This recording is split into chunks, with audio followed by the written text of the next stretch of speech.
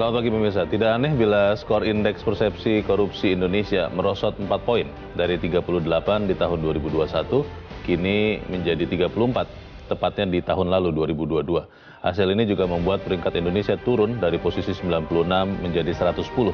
Penyebab longsornya IPK atau Indeks Persepsi Korupsi Indonesia bukan karena kekurangan aparat penegak hukum, melainkan karena tidak konsistennya upaya penegakan hukum. Pemirsa, inilah editorial Media Indonesia edisi hari ini Senin 20 Maret 2023 dengan tema Anti Klimaks 300 triliun rupiah bersama saya Leonard Samosir. Editorial Media Indonesia ini juga dapat Anda dengarkan, Anda simak melalui MG Radio Network di frekuensi 94,7 FM di kawasan Jakarta dan sekitarnya. Para pendengar dan Anda semua bisa ikut menyatakan pendapat Anda dengan menelepon nomor telepon 021 583 99 100. Dan pemirsa, pagi ini telah hadir bersama saya anggota Dewan Redaksi Media Group, Gaudensius Suhardi. Bang Gauden, selamat pagi. Selamat pagi, Leon. Sehat-sehat, Bang? Harus sehat, ya. Menjadi pertanyaan menarik soal 300 triliun ini, Bang, karena yang dipertanyakan orang benar ada atau tidak, benar 300 atau tidak, ditutup-tutupi apa tidak, atau memang benar-benar tidak ada. Tapi sebelum kita bahas itu, Bang Gauden, kita lihat dulu ada beberapa berita yang diperhatikan Media Indonesia. Yang pertama, ini headline Media Indonesia untuk hari ini, Anda bisa lihat di layar Anda, pemirsa. Ekonomi menggeliat menjelang Ramadan. Ini kelihatannya memang hari-hari belakangan ini beberapa teman mengeluh, Bang, wah jalanan lebih macet ya. Lalu kalau ke pusat perbelanjaan, wah rame ya katanya. Ini artinya memang kita sudah benar-benar pulih atau bahkan lebih tinggi daripada sebelum pandemi, atau apa bacaannya ini, Bang? Ya, geliat tuh bisa dilihat di sejumlah pasar-pasar tradisional ya. Juga di pasar konveksi, misalnya di Tanah Abang. Bagaimana membludaknya orang di sana mempersiapkan diri untuk persiapan Ramadan. Kalau di Tanah Abang itu kenaikan itu sekitar 20% dari hari-hari biasanya. Juga di pasar-pasar tradisional bagaimana mak-mak itu belanja persiapan kebutuhan pokok ya untuk persiapan Ramadan. Betul. Itu artinya ada harapan, ada geliat di tingkat akar rumput. Perekonomian itu sedang bergerak saat ini. Itu yang harus dijaga, jangan sampai ketika ada animo untuk berbelanja tiba-tiba harga membumbung tinggi. Karena itu tugas pemerintah untuk tetap menjaga harga pada batas yang bisa ditoleransi. Gitu. Dan itu terkait juga dengan alokasi barang ya, Bang ya. Jangan sampai karena distribusinya terlambat atau kurang merata, akhirnya harga melonjak juga ya, Bang? Ya, terutama kebutuhan pokok ya, dan bahan-bahan yang selama ini sering langka ya, seperti minyak goreng gitu kan. Itu yang mesti dijaga betul. Oke, jangan sampai kita harus menghadapi teriakan atau kemarahan emak-emak gitu ya, Bang ya. Itu bahaya kalau sampai emak-emak sudah marah. Kita tinggalkan berita itu, kita ke berita selanjutnya di halaman 2. Ini terkait dengan yang marak belakangan, impor pakaian bekas. Polri mengusut peredaran pakaian bekas. Ini bukankah memang sudah lama ya, Bang Gauden? Kalau ada impor pakaian bekas atau bahkan sepatu bekas, bukannya sudah lama? Kenapa baru belakangan jadi ramai lagi, Bang? Ya, kesadaran menegakkan aturan itu memang rendah ya. Larangan impor pakaian bekas itu sudah lama, bahkan dari Orde Baru nih, pelarangan itu.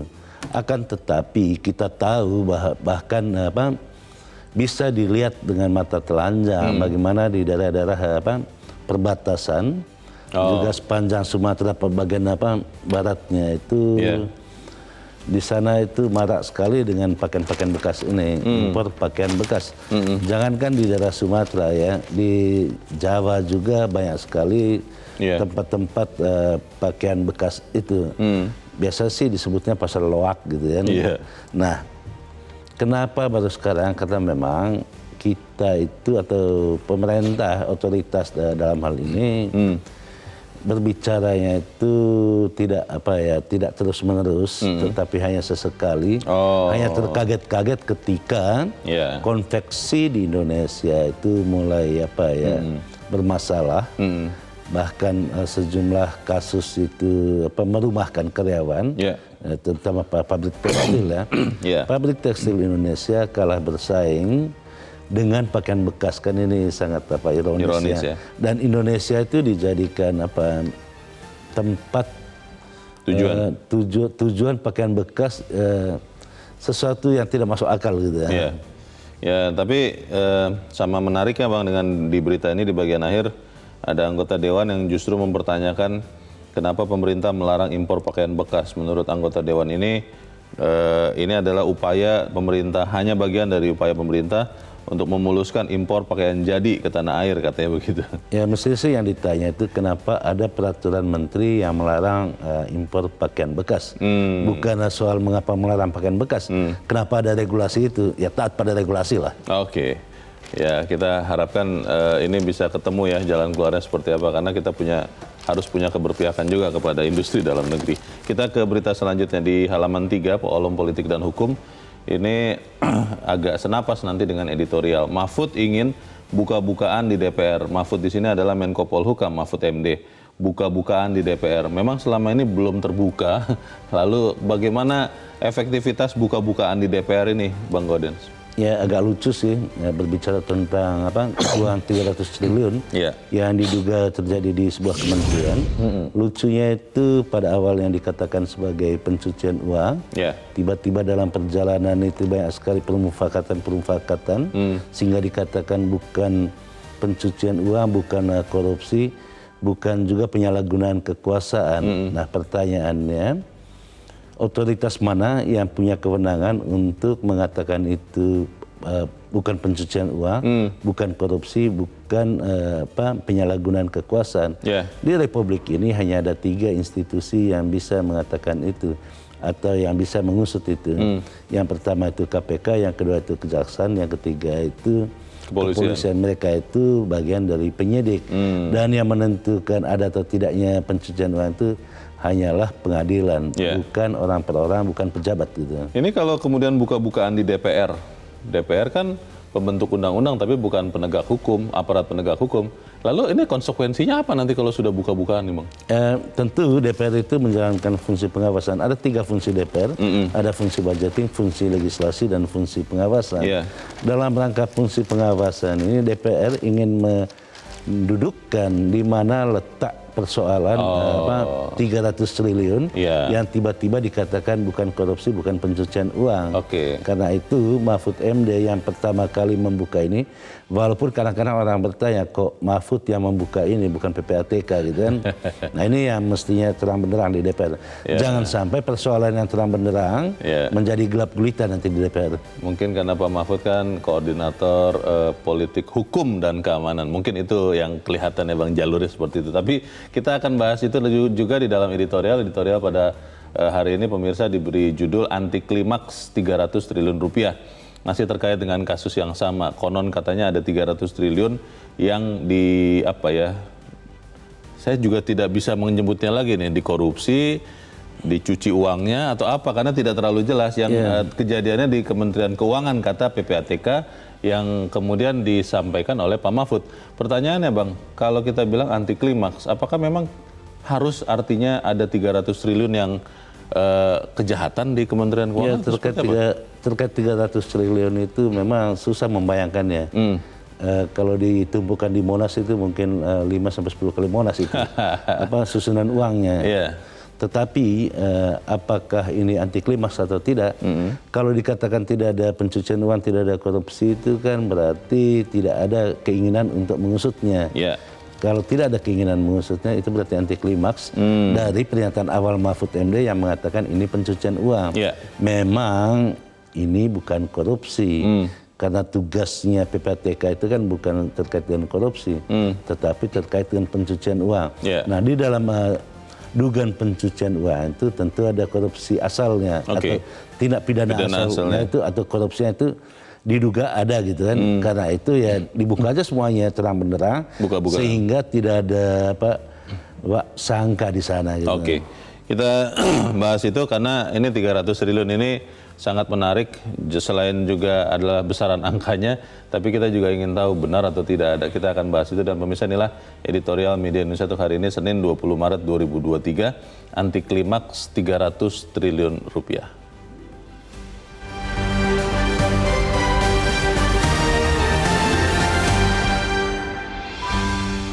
Anti Klimaks 300 triliun rupiah.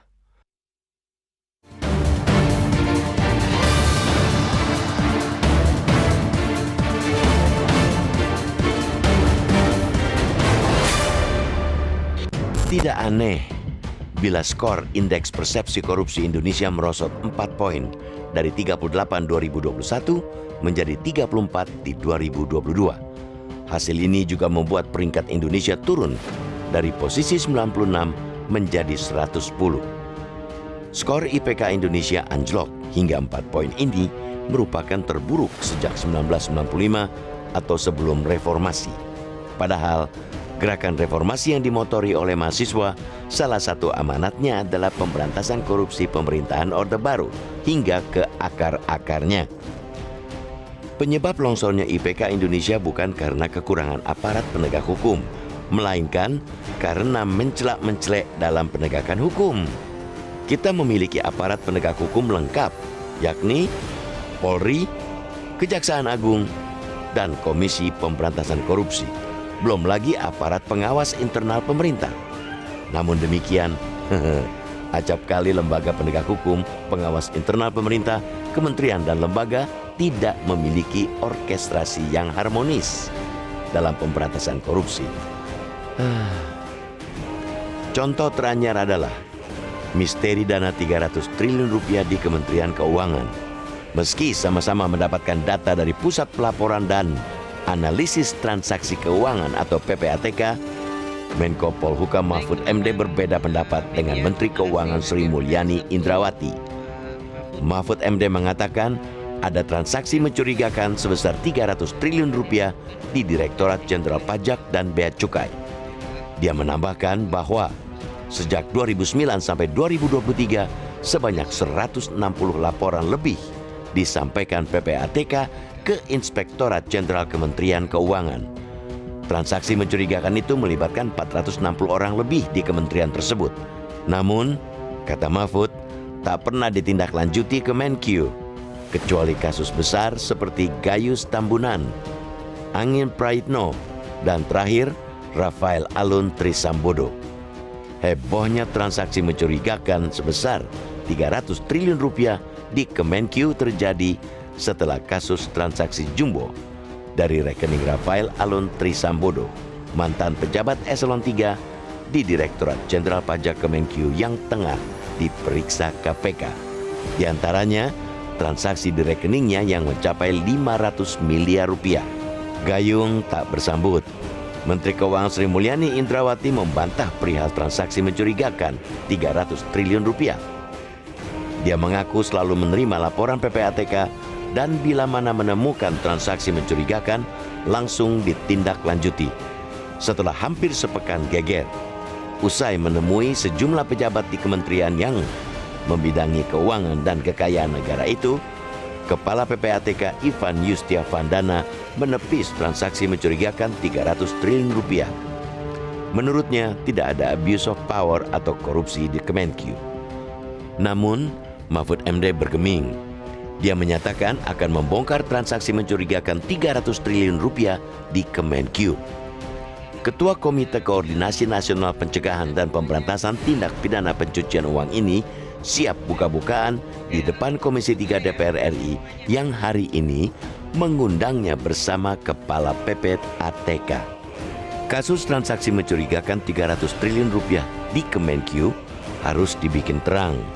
Kasus itu menjadi terang jika diusut aparat penegak hukum, bukan oleh kesepakatan para pejabat. Jangan dibuat anti klimaks dengan mem-PHP alias memberikan harapan palsu kepada publik terkait penegakan hukum transaksi lancung tersebut. Kepala PPATK Ivan Yustiavandana jangan pelintat-pelintut. Menkyu Sri Mulyani juga jangan tanggung-tanggung membersihkan pengkhianat yang melakukan abuse of power dengan memperkaya diri sendiri dan gengnya.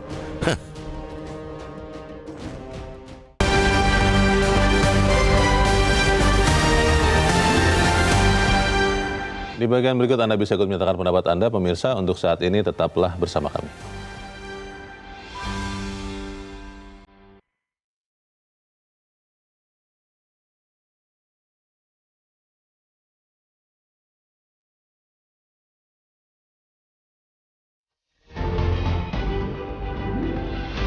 Terima kasih Anda masih bersama kami di Editorial Media Indonesia, dan saat ini kita, Bang Gaudens, mau coba bertanya dulu. Kita sudah tersambung lewat saluran telepon dengan peneliti dari Pusat Kajian Anti Korupsi atau PUKAT Universitas Gadjah Mada, Zainur Rohman. Mas Zainur, selamat pagi. Selamat pagi, Bang Leo. Ya, Mas Zainur, angka 300 triliun ini jadi misterius sekali ya. Ada yang bilang awalnya diduga adalah korupsi, kemudian berubah menjadi tindak pidana pencucian uang. Lalu ada juga yang bilang ini kemungkinan bukan 300 karena mungkin ada double counting. Ini kelihatannya seperti apa ya? Apakah memang ada tindak pidana di Kementerian Keuangan dalam kasus ini? Mungkin jumlahnya 300, mungkin juga tidak. Atau seperti apa kalau Anda lihatnya, Mas Zainur? Ya, Bang Leo, rakyat mendapatkan informasi 300 itu berasal dari pemerintah. Ya, dalam hal ini Menko Polhukam, itu kan pemerintah ya, apalagi jabatannya Menko. Dan kemudian rakyat mendapatkan informasi bahwa 300 itu adalah angka jumlah TPPU yang ditangani oleh Kementerian Keuangan, itu juga dari pemerintah. Dalam hal ini adalah konferensi pers bersama antara pihak Kemenkeu dengan Kepala PPATK. Rakyat nggak mau tahu, rakyat ingin tahunya adalah 300 triliun itu jelasnya uang apa, kemudian bagaimana penanganannya. Yang pertama, Bang Leo, kalau memang itu adalah tindak pidana pencucian uang yang berasal dari tindak pidana korupsi, bagaimana penanganannya, ya kan? Yang kedua, kalau memang itu bukan tipikor, tetapi adalah angka TPPU yang ditangani oleh penyidik di Kementerian Keuangan, PPNS-nya, bagaimana hasilnya? Misalnya apakah itu tindak pidana perpajakan, kepabeanan, cukai, bagaimana hasilnya?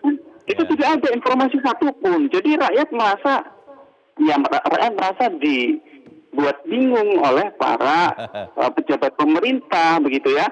Jadi kalau oke lah, anggap saja ini udah bukan korupsi, ini TPPU yang ditangani oleh Kemenkeu. Ya, rakyat ingin tahu apa hasil dari laporan PPATK 300 triliun itu yang harusnya ditangani oleh Kemenkeu, para PPNS-nya. Gitu, Bang Leo. Ini kalau misalnya nanti dibuka ya, kan katanya Pak Mahfud mau buka-bukaan hari ini di DPR. Pertanyaannya kalau dibuka, ini kan masih dugaan. Kalau sampai misalnya dibuka kasus per kasus, lalu ada namanya segala macam, itu boleh apa tidak ya? Tidak boleh. Jadi nama, kemudian detail transaksi itu adalah informasi intelijen, dalam hal ini adalah View Financial Intelligence Unit, yaitu PPATK. Itu masih bersifat rahasia, hanya boleh digunakan untuk proses penegakan hukum, tidak boleh dibuka ke publik. Tapi kalau hanya angkanya total misalnya sekian triliun, pelakunya jumlahnya sekian, tanpa harus menyebut nama, itu diperbolehkan. Nah, tadi misalnya soal transaksi, orang bingung, ini benar enggak sih 300 triliun? Apa ini jangan-jangan double accounting, gitu ya? Itu bukan, itu adalah satu modus yang wajar di dalam TPPU, namanya layering. Layering itu adalah upaya untuk memisah hasil tindak pidana dari sumbernya, gitu ya. Nah, sehingga biasanya digunakan beberapa tahap transaksi. Dari Bang Leo ke saya, ke C, ke D, ke E, diputar. Sehingga satu transaksi itu bisa ditransaksikan ulang ke beberapa orang, sehingga akan tercatat beberapa kali, Bang Leo. Tapi itu yang ingin kita dengar. Nanti di DPR, siapapun, entah Menko Polhukam, entah PPATK, harus menjelaskan 300 triliun itu TPPU-nya apa dan masing-masing tindak lanjutnya. Dan saya yakin belum ada tindak lanjut kok itu 300 triliun itu. Karena sempat ada informasi begini, Mas Zainur, 300 itu bisa jadi memang total uangnya real ada 300 triliun, tapi bisa juga transaksi 100 triliun, 100 beli, 100 jual, 100 beli lagi, di total jadi 300 triliun. Ada yang bilang begitu tuh, Mas Zainur. Bagaimana itu, Mas? Kalau dalam TPPU, kemungkinan tipologi yang kedua. Jadi yang namanya TPPU itu memang karena layering itu tadi saya sebut, transaksinya berulang. Jadi direkam berulang kali gitu, Bang Leo. Tapi apapun itu tetap harus dibuka sejelas-jelasnya ya, supaya kemudian masyarakat tidak simpang siur, begitu ya, Mas Zainur ya? Betul, mau itu tindak pidana asalnya adalah korupsi, pajak, bea cukai gitu ya. Saya ingin tahu, dirampas nggak tuh 300 triliun? Ada proses pidananya nggak? Ada tersangkanya enggak? Sejauh ini kita tidak dengar apapun, Bang Leo. Baik. Kita harapkan nanti jadi pertemuan itu antara Menko Polhukam dan DPR. Lalu dari situ ada kejelasan yang lebih jelas ya. Jangan sampai setelah bertemu malah jadi tambah tidak jelas. Terima kasih untuk saat ini yang sudah Anda cerahkan kami. Peneliti Pusat Kajian Anti Korupsi Pukat UGM, Zainur Rahman. Terima kasih Mas Zainur, selamat pagi. Bang Gauden, singkat saja sebelum kita jeda. Pertanyaannya Bang, kalau nanti diperjelas, apakah itu bisa dipakai oleh aparat penegak hukum untuk memastikan status hukum dari kemungkinan dugaan pidana apapun itu, atau memang penegak hukum harus bergerak sendiri juga? Ya ini kan laporan PPATK yang disampaikan kepada penegak hukum maupun kepada pengawasan internal dari Kementerian Keuangan. Ceritanya seperti itu. Dan laporan ini tidak pernah ditindaklanjuti sehingga disampaikan kepada Pak Mahfud MD. Mahfud MD menyampaikan itu kepada publik. Kalau saja tidak terbuka kepada publik, mungkin menjadi gelap gulita ini, 300 triliun. Untung ada seorang Mahfud yang ceplos-ceplos berbicara tentang 300 triliun. Dan pada saat itu, dan Mahfud MD masih konsisten sampai sekarang bahwa itu bagian dari pencucian uang. Nah kalau itu bagian dari pencucian uang, pasti harus ada penyidikan lebih lanjut oleh aparat penegak hukum untuk menjadikan itu sebagai sebuah informasi hukum. Kalau tidak ya seperti menabur angin gitu kan. Jadi nggak kelihatan apa-apa jadinya. Itu dia. Tapi pertanyaannya kan Bang begini. Kenapa ini ada banyak pertanyaan lanjutan. Kalau memang PPATK sudah berikan laporan kepada penegak hukum. Ini kan transaksi yang terjadi dari tahun 2009 Bang, sudah berapa? 14 tahun kurang lebih. Kenapa juga tidak ditindaklanjuti pada saat itu? Lalu sekarang kalau kemudian ditindaklanjuti, apakah semudah itu untuk menelusuri kalau memang benar tindak pidana pencucian uang? Karena biasanya kan susah itu Bang, bagaimana Bang? Pertanyaan lanjutannya Leo, kenapa diusut sekarang gitu pada saat Kementerian Keuangan goncang-gancing terkait dengan pameran harta gitu. RAT. Apa memang tujuannya untuk semakin memojokkan Kementerian Keuangan? Ini kan pertanyaan-pertanyaan yang sebaiknya didudukan pada pokok soalnya, bahwa ada dugaan transaksi pencucian uang itu yang diusut saja gitu. Tetapi yang membuat heboh ini kan karena tumpang tindih dan saling berdekatan itu saling waktunya, berdekatan Bang. Kasusnya. Seakan-akan Kementerian Keuangan itu bobrok aja gitu. Nah itu pertanyaan juga, kalau kemudian ini tidak terang benderang, image Kementerian Keuangan menjadi memburuk. Di bulan ini kita harus lapor pajak. Ini ada yang mengaitkan begitu Bang. Apakah ini maksudnya supaya penerimaan pajak negara menjadi turun begitu karena ketidakpercayaan mulai muncul, atau seperti apa? Kita akan bahas nanti di bagian berikut. Selepas jeda, pemirsa tetaplah bersama kami. Editorial Media Indonesia akan kembali seusai Headline News pukul 7 waktu Indonesia Barat.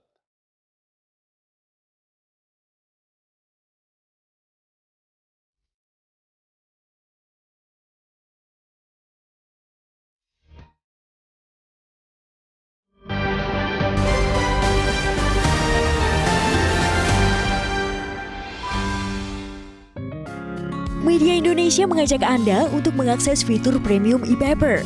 Dengan sajian konten berbasis intelektual dan meneguhkan kebangsaan, Media Indonesia tampil dengan lebih dinamis melalui e-paper Media Indonesia yang dapat Anda akses kapan saja, di mana saja. Caranya mudah, download aplikasi Media Indonesia di Android atau ketik link e-paper.mediaindonesia.com atau bisa scan QR code pada layar kaca Anda. Klik tab e-paper di bagian samping layar tablet Anda, daftarkan data diri, serta pilih paket berlangganan e-paper Media Indonesia sesuai dengan kebutuhan Anda. Nikmati juga bonus spesial tambahan 4 halaman rubrik fokus setiap hari. Semua bisa Anda dapatkan hanya di e-paper Media Indonesia.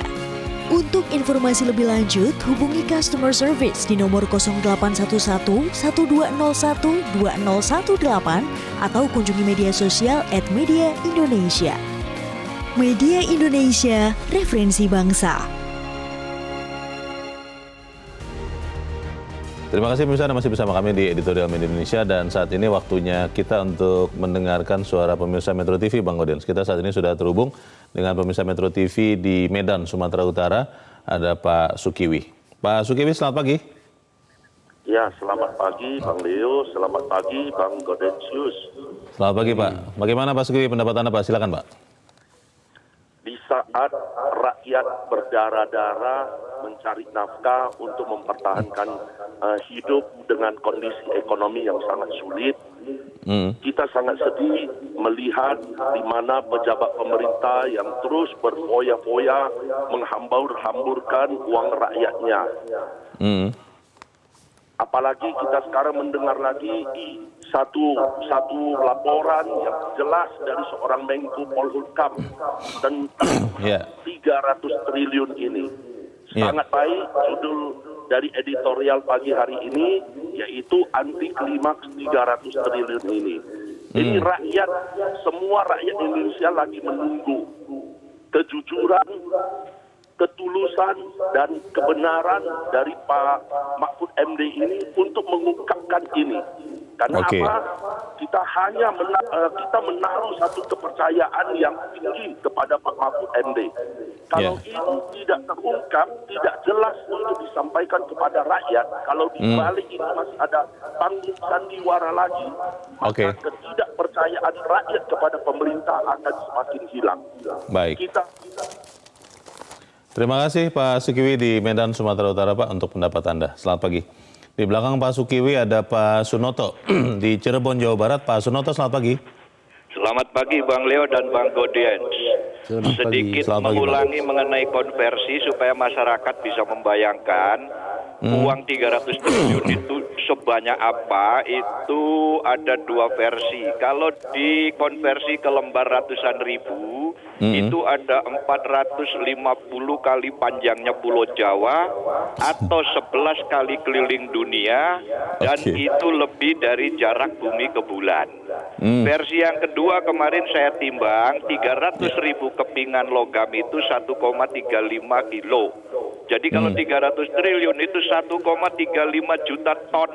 Kalau dibagi 28 ton per kontainer, 48.000 kontainer kali 19 meter, 912 kilometer sama dengan Pulau Jawa. Yang kedua, ini polemik dua menteri. Di kabinet kan ada chairman ya yang bernama presiden. Kalau menurut saya, kalau ada dua menteri berpolemik, itu presiden harus segera angkat bicara. Kalau presiden sedang hobi berkunjung ke panen raya di sawah-sawah, monggo dijelaskan klarifikasinya di atas pematang. Ya, kan? Dan yang ketiga, saya heran Bang Godian dan Bang Leo, Menteri Keuangan katanya sampai hari ini belum mendapatkan informasi yang jelas. Seruat apa di Kementerian Keuangan? Bukankah Kementerian Keuangan itu adalah departemen yang kumpulannya angka-angka? Jadi mestinya Menteri Keuangan segera mendapatkan informasi. Kalau tidak segera, rakyat bertanya, seruat apakah kementerian kan yang ada di Kementerian Keuangan? Saya kira itu. Terima kasih. Terima kasih Pak Sunoto di Cirebon, Jawa Barat Pak untuk pendapat Anda. Selamat pagi.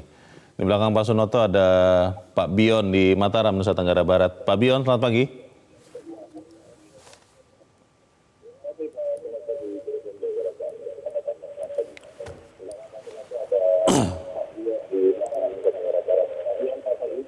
Selamat pagi Bang Leo dan Bang Golden. Selamat pagi Metro. Selamat pagi Pak. Pak Bion silakan Pak, langsung Pak pendapat Anda Pak. Baik, terima kasih. Jadi begini Bang Leo, Bang Golden. Ini kan 300 triliun ini menjadi korupsi mega Indonesia. Sebentar dulu Mas. Ini kita bicara sangat penting nih tentang negara Mas. Langsung Pak, silakan Pak. Yang perlu kita sikapi adalah persoalan institusi hukum. Semestinya Kejagung segera memanggil Pak Mahfud, karena segala data ada di Pak Mahfud untuk mengklarifikasi dalam rangka peningkatan penyidikan itu satu. Karena ruang jaksa ada di persoalan korupsi. Lalu yang kedua, kalau berbicara dalam konteks Pak Mahfud dipanggil DPR, ini kan mitra kerja. Tapi DPR itu lembaga politik, tidak akan bisa menyelesaikan persoalan. Itu yang kedua. Lalu yang ketiga, saya setuju kalau presiden segera memberikan ultimatum kepada dua menterinya untuk tuntas 300 triliun ini hingga terbukti adanya penyimpangan terhadap Kementerian Keuangan tentang korupsi. Kalau kita bicara pidana asal, saya ini pengacara Mas. Saya bisa bilang persoalan ini apakah mungkin ini akan menjadi korupsi atau tidak. Ini ruang jaksa nanti membentuk timnya di dalam rangka penegakan hukum. Untuk itu saya minta Kejagung segera memanggil Pak Mahfud untuk memklarifikasi persoalan ini. Terima kasih. Terima kasih Pak Bion di Mataram, Nusa Tenggara Barat untuk pendapat Anda Pak. Selamat pagi. Para pemirsa jadi bertanya-tanya Bang Godien, sebenarnya yang benar bagaimana? Lalu tadi Pak Bion mengusulkan Pak Mahfud ketemu Kejaksaan Agung. Mungkin dipanggil tidak terlalu tepat ya istilahnya. Atau ketemu dengan DPR tapi kan lembaga politik tidak bisa menyelesaikan masalah. Ini bagaimana kira-kira Bang Godien? Ya, PPATK itu kan mencatat dugaan-dugaan yang patut diduga terkait dengan transaksi keuangan dan itu sudah dilakukan. Nah, hasil catatan itulah yang disampaikan ke aparat penegak hukum.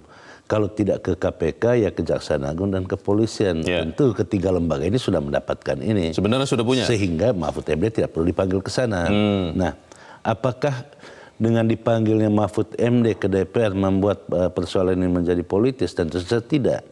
Karena pada saat dipanggil oleh DPR menggunakan kewenangan konstitusionalnya untuk melakukan pengawasan sehingga apa yang kita duga-duga bahwa 300 triliun ini masih dalam bentuk dugaan apakah korupsi atau apakah pencucian uang di DPR itulah dibuka seterang-terangnya. Itu kita harapkan. Semoga hari ini terjadi untuk itu. Dan yang ketiga, tadi dikatakan bahwa ketika dua menteri itu bersilang pendapat, hendaknya Presiden meminta mereka untuk menjelaskan sejelas-jelasnya. Saya kok sangat sependapat dengan pernyataan ini. Memang perlunya atasan para menteri ini untuk menjernihkan persoalan ini sehingga tidak membingungkan masyarakat. Apalagi 300 triliun ini kan berdekatan dengan mencuatnya kasus yang mencoreng Kementerian Keuangan. Jangan sampai 300 triliun ini menambah beban di Menteri Keuangan padahal tidak ada apa-apanya. Misalnya. Supaya tidak ada apa-apanya, ya harus diusut oleh para penegak hukum, bukan oleh kesepakatan para pejabat. Ini nanti kalau misalnya aparat penegak hukum ini mau ya Bang, untuk mengusut ini, padahal kan harus ya sebetulnya ya. Tapi kalau melihat undang-undang, dan saya pernah bertanya kepada mantan kepala PPATK, tidak ada undang-undang yang memberikan sanksi pidana kalau aparat penegak hukum tidak menindaklanjuti laporan dari PPATK. Ini kan repot Bang. Bukan soal ada tidak adanya undang-undang, tetapi di sanalah pentingnya peran pengawasan masyarakat. Kita ketahui dalam konstruksi undang-undang, hampir semua undang-undang yang ada di Republik ini selalu dituliskan di dalam satu pasalnya itu peran serta masyarakat. Seperti halnya di dalam undang-undang tidak pidana korupsi, ada peran serta masyarakat di sana. Bahkan masyarakat yang memberikan informasi terkait dengan korupsi, kalau sudah ada putusan inkrah, masyarakat tersebut mendapatkan persentase tertentu dari uang yang dilaporkannya. Ada penghargaannya ya. Dan memang itu resmi di dalam undang-undang. Itu artinya masyarakat jangan tinggal diam dan terus memberikan pressure kepada aparat penegak hukum untuk menindaklanjuti.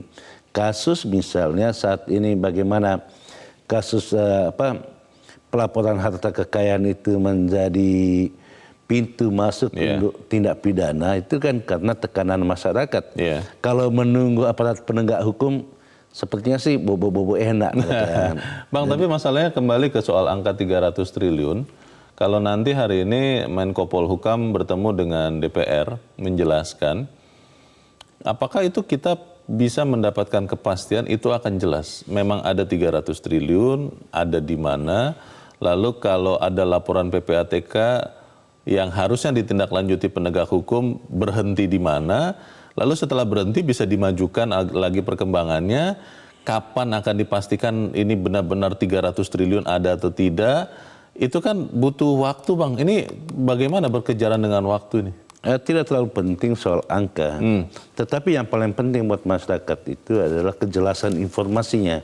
Berapapun angka akhirnya, angka finalnya, itu bukan persoalan, tetapi harus didudukkan angka 300 triliun itu seperti apa. Itu karena 300 triliun ini kan Bang yang membuat kemudian heboh. Wah, sebesar itu ada di Kementerian Keuangan dari tahun 2009 sampai 2023. Kok nggak ketahuan 300 triliun? Kan begitu, Bang? Malah dugaan saya lebih dari 300 triliun. Kalau ada? Kalau ada gitu kan. Tetapi yang paling penting itu harus ada penjelasan dari pihak yang resmi, itu yang pertama. Yang kedua, juga angka 300 triliun itu menggugah dan menimbulkan pertanyaan kemana aja sih aparat penegak hukum kita. Disebutkan oleh Mahfud MD bahwa ini sejak 2009 itu dilaporkan ke aparat penegak hukum, tapi tidak pernah ditindaklanjuti. Itu yang saya bilang tadi, kalau aparat penegak hukum itu tidak ada pressure dari masyarakat, ya tidur dia. Angka 300 triliun ini nanti yang akan berwenang menjelaskan ya Bang ya, bahwa ini benar ada tindak pidana atau tidak, itu kan tadi kalau Bang Gaudens katakan penegak hukum. Penegak hukum yang mana nih Bang? Kan ada 3 tuh. Ya tergantung kasusnya. Kalau misalnya ada tindak pidana korupsinya, tentu yang berhak di sini adalah KPK atau Kejaksaan Agung. Tetapi kalau seperti yang dikatakan itu bahwa 300 triliun itu terkait dengan pajak, terkait dengan bea cukai, itu berarti penyidik sipil yang Kemenkeu di situ. Nah, kita masyarakat membutuhkan informasi yang terang benderang sehingga tidak ada prasangka di sana. Dugaan sementara saya ini memang tujuan dari pengungkapan ini untuk memojokkan Kementerian Keuangan yang sedang terpojok saat ini, dan jangan sampai gara-gara ini masyarakat tidak membayar pajak, gitu kan.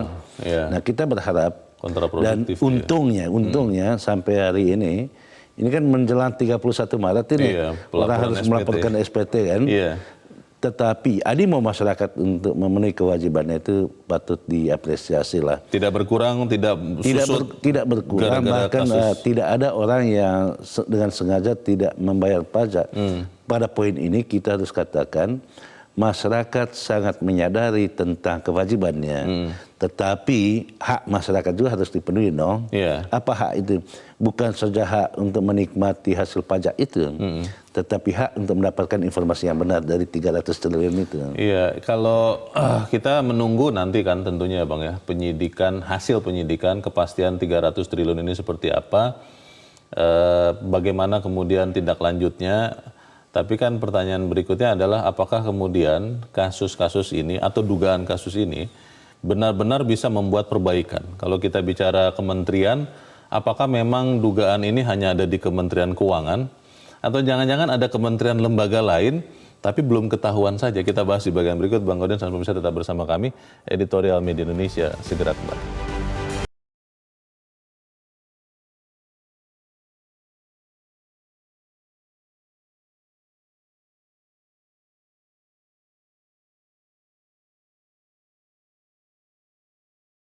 Editorial Indonesia, dan kita ada di bagian akhir diskusi kita pagi ini. Bang Gaudens, kita sambil menunggu apa yang menjadi kejelasan dalam kasus di Kementerian Keuangan ini, tentunya kan juga jadi bertanya-tanya ya, Inspektorat Jenderal di kementerian dan lembaga itu apakah sudah efektif bekerja atau tidak. Lalu pertanyaan berikutnya, aparat penegak hukum ketika sudah terima laporan penyelidikan atau hasil analisis dari PPATK, apakah cukup hanya menerima?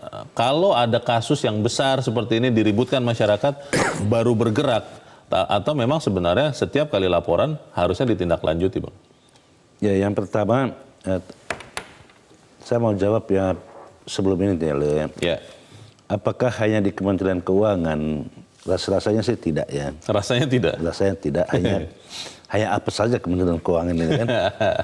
Di kementerian lain juga banyak, bahkan ada kementerian yang sepatutnya diimpor gitu kan. Ini kan problem yang mestinya diungkap semuanya. Yang kedua, yang harus kita katakan secara tegas juga, bahwa biasanya di Republik ini selalu ribut di awal, menjadi buih dan hilang gitu ya, hilang. Yeah.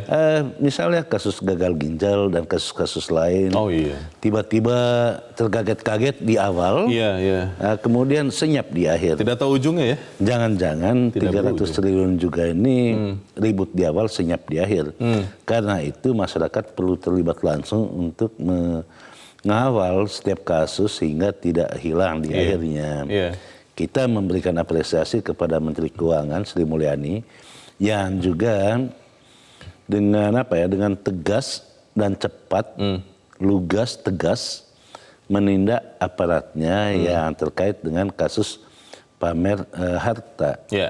Kita berharap 300 triliun ini juga menjadi konsen Ibu Sri Mulyani untuk menindaknya, tetapi dalam kasus ini tentu bukan ranah Ibu Sri Mulyani atau ranah PPATK untuk mengatakan ini pencucian uang, ini korupsi atau penyalahgunaan kekuasaan, karena itu ranah pengadilan. Nah, agar kasus ini tidak menjadi gelap gulita dan tidak ada sangka di dalamnya, biarkan kasus ini berujung di pengadilan dan hakimlah yang memutuskan apakah benar kasus ini benar-benar korupsi, benar-benar pencucian uang atau seperti apa kasusnya. Biarkan hakim yang menentukan. Kalau tadi ada usulan pemirsa ya, Pak Sunoto kalau tidak salah Bang Godens, bahwa kalau ada dua menteri yang notabene adalah pembantu presiden, semacam berbeda pendapat terkait dengan angka 300 triliun atau dugaan kasus ini, lalu presiden sebagai chairman, saya tadi ingat menurut Pak Sunoto istilahnya begitu,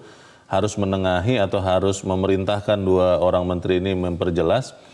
Kalau dalam perjalanannya ternyata tidak jelas, Bang, apakah presiden sendiri harus mengambil alih kasus ini atau ya sudah dua menteri ini cukup dan penegak hukum harus segera bergerak? Bagaimana, Bang? Ya tergantung dari kasusnya, sifat kasusnya. Kalau kasusnya terkait kasus hukum, tentu presiden tidak bisa mengintervensi. Tetapi presiden bisa mendorong aparat penegak hukum untuk masuk jauh lebih dalam lagi di kementerian-kementerian yang menjadi tanggung jawab presiden juga gitu. Itu yang pertama. Yang kedua, apakah pertengkaran, katakanlah kalau ada pertengkaran antara dua menteri, eloknya sih para menteri ini kan udah bukan, walaupun disebut di dalam undang-undang tentang kementerian itu disebutnya sebagai pembantu, tentu bukan seperti pembantu rumah tangga gitu kan. Ini mereka adalah negarawan yang mestinya udah selesai dengan dirinya sendiri, sehingga yang dipikirkan itu pikiran tentang bangsa dan negara. Di dalam permulaan editorial dikatakan bagaimana turunnya indeks persepsi korupsi di Indonesia.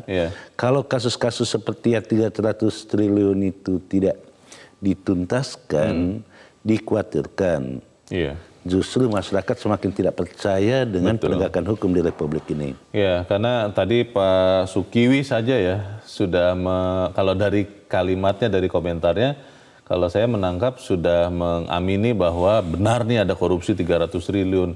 Di tengah-tengah penderitaan rakyat beliau katakan seperti itu. Ini kan kalau benar ini ada yang banyak merasakan seperti itu, akhirnya kontraproduktif, Bang, untuk usaha pemerintah. Tapi yang paling penting itu saya mau katakan gini, kalaulah ini korupsi, kalaulah ini pencucian uang, di dalam konstruksinya tidak pernah ada korupsi itu berdiri sendiri. Atau dengan kata lain, tidak pernah pelakunya tunggal.